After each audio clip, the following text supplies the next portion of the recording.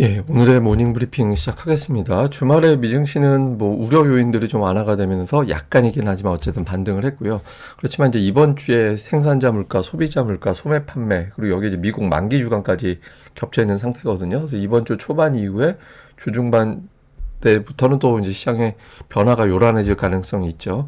근데 어쨌든 관건은 외국인들의 매수세가 유입돼야 되는데 뭐 대만도 그렇고 한국도 그렇고 외국인 투자자들의 매도가 이어지고 있거든요. 대만 증시나 우리 증시가 공통적으로 반도체 비중이 높은 나라잖아요.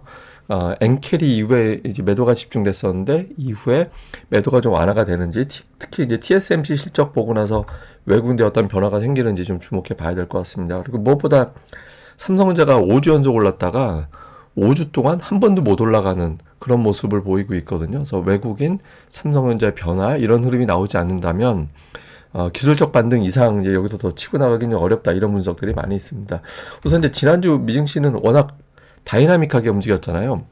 뭐 엔달러 급락하고 경기 침체 우려되면서 이제 쭉 빠졌다가 일본에서 추가적인 금리 인상 안 하겠다 이렇게 되면서 안도를 하고 여기에 또 실업수당 청구 건수가 줄어들면서 고용 지표도 이제 좀 안도하게 되고 이런 흐름이 나오면서 이제 반등이 나왔는데 결과적으로 보면 제자리로 끝난 거거든요. 제자리로 끝났고 또 미증시가 변화가 굉장히 컸던 게 플러스 마이너스 어쨌든 플러스든 마이너스든 1% 이상씩 나스닥 100이 막 움직이다가 그게 지난주 주말로 마무리가 됐어요. 그래서 미국의 어떤 극단적인 변동성이 끝났다. 이게 이제 왜 중요하냐면 변동성이 굉장히 커질 때는 옵션 영향력이 굉장히 커져서 변동성 클 때는 보통 올라갈 때보다 내려갈 때인 경우가 더 많잖아요. 그래서 시장을 흔드는 쪽에 힘이 굉장히 강했다라는 건데 이런 부분들이 일단은 좀 숨죽이게 됐다. 그러면 아시아 쪽에서도 매도 강도가 좀 약해질 가능성이 있거든요. 그래서 일단 주말 효과는 다행스럽다라고 봐야 됩니다. 그리고 무엇보다 이제 엔달러 환율이 이게 내려갈 때 적당히 내려가는 건 상관없는데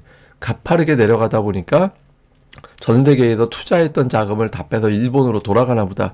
이렇게 굉장히 혼란스러운 변화가 생겼죠. 근데 어쨌든 지난주에 살짝 튕겨 올라가면서 불안 요인이 완화가 됐고, 그리고 특히 이게 저는 좀 주목해 볼 만한 변화였다라고 생각을 하는데, 경제 위기가 오지 않았음에도 불구하고 변동성 지수는 이제 변동성 지수 S&P 500 지수가 얼마나 변동성을 보일 거냐라고 데이터를 보는 건데 이 변동성 지수가 마치 금융위기 때 같이 움직였어요.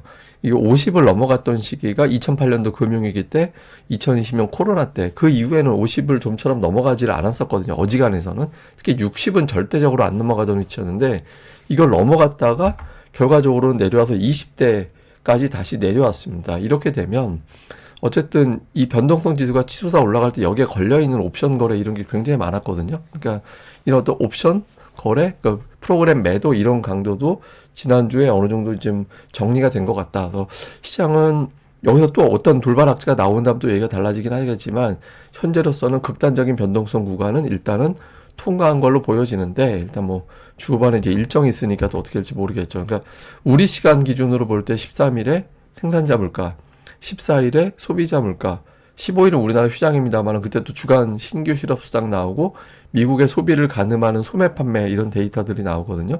그리고 또 이번 주가 미국은 만기 주간이에요. 그래서 이런 일정들이 쭉 있어서 이번 주 초반은 지난주에 좀 변동성이 축소가 됐던 또 우려 요인이 완화가 됐던 그러니까 이런 분위기로 좀 이어가겠지만 이번 주 중반 넘어가면서부터는 다시 또 시장이 뭐 위든 아래든 굉장히 다이나믹하게 움직일 가능성이 있습니다. 근데 이거를 이제 외국인들이 초반에 좀 빌드업을 해나갈 가능성이 있거든요. 그래서 좀 위로 올리려면 뭐 예를 들어서 뭐 좀 시장을 상승 쪽으로 또 하락 배팅했던 걸 좀 풀어준다든가 이런 변화가 생길 수 있어서 외국인들이 어떤 방향으로 오늘부터 좀 빌드업을 해 나가는지 이걸 좀 봐야 되고 제가 이제 다음 방송에서 그 내용을 간단하게 좀 풀어드리는 걸로 시장 돌아가는 거 보면서 설명을 드리도록 하겠습니다. 그리고 이제 증권사들 대체적인 전망을 보면 뭐 NH증권에서는 경기 침체 여부는 지금으로서는 알 수는 없는데 어쨌든 박스권 갈 것 같다 당분간. 그리고 다울증권 같은 데서는 V자 반등 어렵다. 예, 경기 방어력이 높은 업종을 주시해야 된다. 뭐 이런 취지로 이야기를 했고 또 뭐 다른 증권사들 같은 경우는 미국 경기 침체 가능성은 낮다라고 봐야 되고 금리를 인하한다라는 것은 결과적으로는 경기가 개선될 것이다라고 봐야 되기 때문에 지금은 매수 기회다 이렇게 보고 있고요. 미래에셋 같은 경우는 변동성은 좀 이어지겠지만 일단 최소한 저점은 확인된 것 같다. 다 조금씩 묘하게 좀 다른 그런 측면이 있긴 하거든요. 근데 대체로 보면은 박스권일 것 같다. 좀 변동성은 이어질 것 같다. 이런 주장이 우세하고, 그렇지만 장기적으로 보면은, 좀 통과는 된 것 같다. 장기적으로 볼 때 저점은 통과한 것 같다. 뭐 이런 분석들이 많은 것 같습니다. 근데 이게 중요한 건 이제 수급이 바뀌어야 시장이 올라갈 텐데, 외국인 투자자들이 선물도 팔고 현물도 팔고 둘 다 팔고 있거든요. 특히 저는 선물 매도를 좀 주목을 하는 게 여기서 더 팔기는 어려울 것 같다라고 말씀을 드렸던 적이 있었잖아요. 근데 더 팔진 않는데 만 계약 가지고 샀다 팔았다 여기서 막 진동시키면서 시장을 굉장히 좀 어수선하게 만드는, 그러니까 쭉쭉 밀어 올라가지는 못하게 만드는 그런 모습이 나오고 있거든요. 근데 이게 왜 중요하냐면 외국인 투자자들이 금액으로 치면 한 5조 원 정도 하락 베팅을 해놨잖아요. 자기네들이 5조 원을 베팅을 해놨는데 여기서 갑자기 지수가 확 튕겨 올라가 버리면 저 베팅한 게 손실이 나게 되잖아요. 그러니까 저걸 풀어줘야 대형주들이 일관성 있는 상승 전환이 가능하게 되거든요. 그래서 이 부분들이 풀려지느냐, 이게 풀려져야 뭐 삼성전자가 됐든 SK하이닉스가 됐든 LG에너지 솔루션이 됐든 뭐 자동차주가 됐든 올라갈 수 있기 때문에 이 부분들을 풀어주지 않으면 그냥 어떤 거 올라가면 어떤 거 빠지고 이런 시소 관계, 이런 형태가 될 수 있습니다. 그래서 이 부분이 풀리는지를 봐야 되고, 또 하나는 기관 쪽 매도가 이어지는 가운데 금융투자 쪽이 가장 많은 매도를 하고 있거든요. 근데 금융투자는 특성상 계속 추세적인 매도는 안 해요. 그러니까 어느 일정 사이클 매도를 하면 그 다음에 다시 주식을 채우는 그런 흐름이 나오게 되거든요. 그러니까 지난번 한번 세게 매도했을 때 정도 나오게 되면 한 1조 원에서 1조 5천억 정도 나올 수는 있겠지만, 어쨌든 금융투자의 매도도 당장 외국인들 매도하고 이게 붙어서 나오기 때문에 시장을 굉장히 무겁게 만드는 그런 요인이 되고 있거든요. 근데 이것도 역시 외국인들의 선물 매수가 돌아서면 금융투자들도 같이 또 매수로 돌아설 수 있기 때문에 이래저래 이제 확률적으로 보면 외국인들의 선물 동향이 상당히 중요하다, 이렇게 봐야 될 것 같습니다.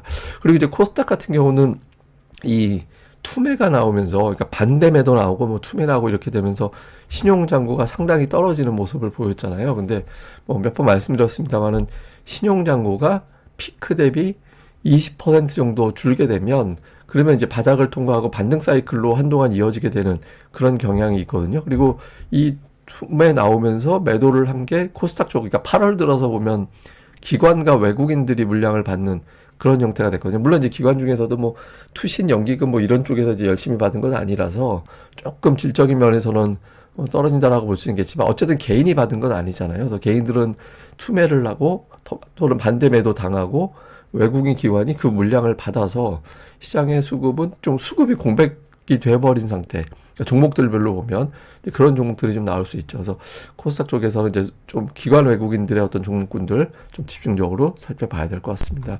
그리고 이제 코스피에서는 이제 업종별로는 이번 그 8월 들어서의 흐름을 보면 의약품 제약주들이 가장 탄력이 좋았죠. 근데 제가 주말 주간 증시 전망대 때 보여드렸습니다만은 7월 들어서 정확하게 반대로 간 게 의약품하고 전기전자였거든요. 예, 그러니까 이제 뭐 종목으로 보면 딱 그렇게 보이긴 합니다. 근데 어쨌든 이 구도가 좀 바뀌어줘야 돼요. 그러니까 이 동일이 다 올라가면 제일 베스트하긴 한데, 근데 지금으로서는 의약품이 계속 강하다라는 거는 시장이 조금 조심스럽다. 추세적인 것보다는 좀 당분간은 조금 조심스럽게 갈 것 같다. 이런 쪽으로 해석하게 된다라는 게 되거든요. 그래서 의약품 쪽이 조금 물량 소화를 좀 해주고, 그 때문에 그동안은 좀 부진했던 종목군들이 와하고 밀고 올라가고 이런 구도가 나오는 게 제일 좋습니다. 근데 의약품 쪽으로 계속 매수가 들어온다라는 건 시장에 대한 어떤 확신이 좀 약해서 실적에 대한 스트레스가 덜한 종목 쪽에 매수가 집중된다라는 의미가 되거든요. 그래서 이 구도가 어떻게 돌아가는지 이것도 좀 잘 살펴보는 게 중요할 것 같습니다. 자, 좀 요약을 해보면, 지표를 앞두고 있는 상태에서 주초는 일단 재료가 소강 상태입니다. 그래서 장중에 뭐 일본 증시, 일본 엔달러 환율, 그다음에 뭐 대만, 특히 주말에 TSMC 실적 나왔습니다만 이제 대만 증시 이런 것들이 장중에 이제 변화를 주면서 이제 조금씩 눈치 보기 그런 형태가 나오고 종목별 차별화가 나오는 그런 형태가 나올 수 있거든요. 근데 지난 주말에 이제 TSMC 실적이 잘 나왔는데, 근데 그게 미증시에서도 그렇고 별다른 반응이 없었어요. 근데 이제 주말 사이에 분석이 지나고 나서 이게 왜 TSMC를 말씀을 드리냐면, 그 상징적으로 매도가 굉장히 강했던 미국에서 AI주, 아시아에서 한국의 SK하이닉스, 삼성전자, TSMC 이런 종목군들의 어떤 매도 강도가 강하면서 엔캐리 자금이 저쪽을 파는구나, 이렇게 인식이 됐던 상징적인 종목이었거든요. 그래서 이런 것들이 이제 돌아서게 되면 엔캐리가 피크를 지나고서 오히려 이제 매도를 보내고 이제 저점 매수가 붙었구나, 이런 게 가늠이 될 수 있어서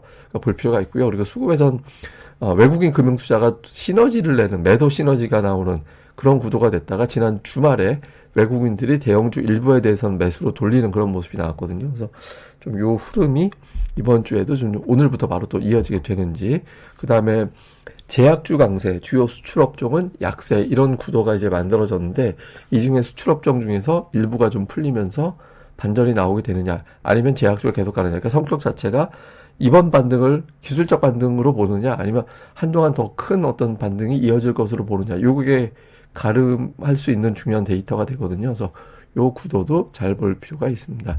그다음에 이제 제가 데이터를 한번 또 찾아봤거든요.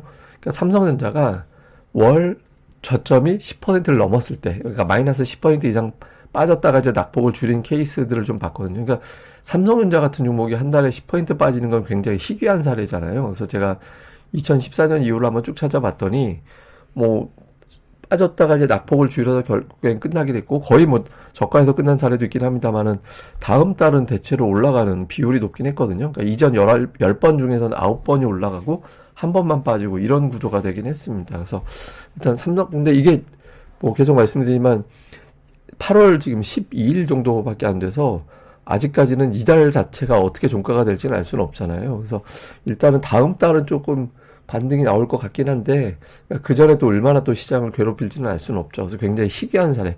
그러니까 1년에 한 번 나올까 말까. 그러니까 평균적으로 보면, 그 특정 연도에 좀, 뭐 2022년도에 3번이나 나오고, 2018년도에 2번 나오고 하긴 하는데, 횟수만 놓고 보면, 1년에 한 번 평균 나올까 말까 하는 그런 변동성이거든요. 그래서 이런 변동성 나오면 대체로 좀 매수가 유입됐긴 했었다. 근데, 어쨌든 통계는 통계일 뿐, 저게 100%, 뭐 무조건 강제적으로 시장을 만들어내는 건 아니잖아요. 근데 어쨌든 좀 체크를 해보되 이 물량을 누군가 받아서 이제 돌아서기 시작하는, 특히 선물 쪽에서 어떤 변화가 생기느냐를 보면서 돌아섰구나, 이렇게 되면 주변 주들을 또 집중적으로 관찰하는 그런 계기로 만들면 되는 거니까 이 어떤 패턴에 매수 가담을 하는 시기가 언제가 되는지, 이것도 좀 시황상 중요한 데이터로서 잘 살펴보는 게 중요할 것 같습니다.